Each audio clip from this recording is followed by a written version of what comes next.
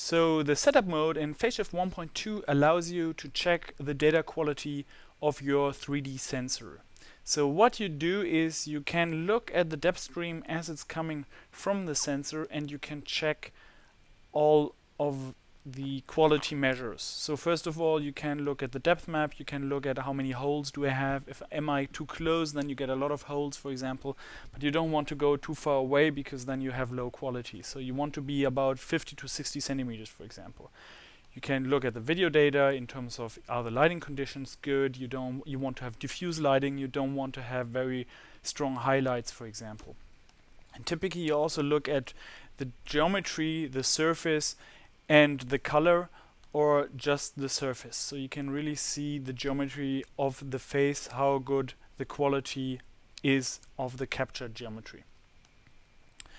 We have a potential cutoff sensor where you can increase or decrease the cutoff. Typically you leave it at 1.50 meters. It doesn't really affect performance in terms of tracking later.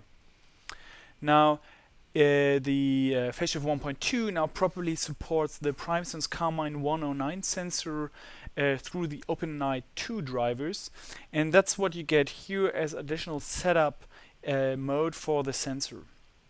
And basically with the Carmine 109, which is really the recommended camera in faceshift right now, you have different features that give you better quality. So for example, you can choose to have the normal video resolution mode, but you can also set up the high-res mode.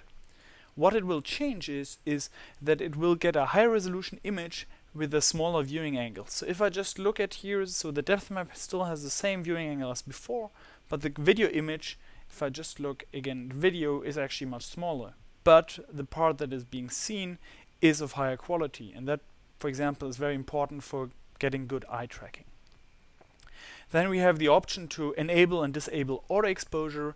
We recommend it to switch it off. It ensures that the lighting doesn't change over time, or the camera exposure doesn't change over time. And you can enable it by, for example, you put a white paper, you can set enable auto exposure. It will adjust to the lighting conditions you have, and then you disable it so it stays at the setting it has. We now also have the option to change the orientation of the sensor in case you don't have it horizontally set. And then very important is that we also have the option to set a color offset. And so the Carmine sensor, but also the other sensors, the problem is that the depth and color data or the images are not perfectly aligned. And that has an impact on facial tracking in faceshift. So what we can do is we can look, for example, here. If I look at my hand, in my fingers, you can actually see that the depth and color information is not 100% perfectly aligned. And what we allow you right now to do is that you can manually adjust the alignment of the color image.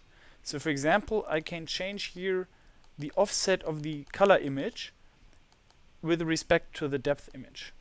And you would do that in a way that you basically get the best alignment. So you could see here, for example, in my thumb, where you have, that's the default value, and now we put it to -3, which gives you much better alignment. You can do also the same for the X direction, but typically that's more correct. So in our case, for example, for a lot of these PrimeSense Carmine 109 sensors that we have, the setting 0 to -3, 1 to -3 is sort of the best setting.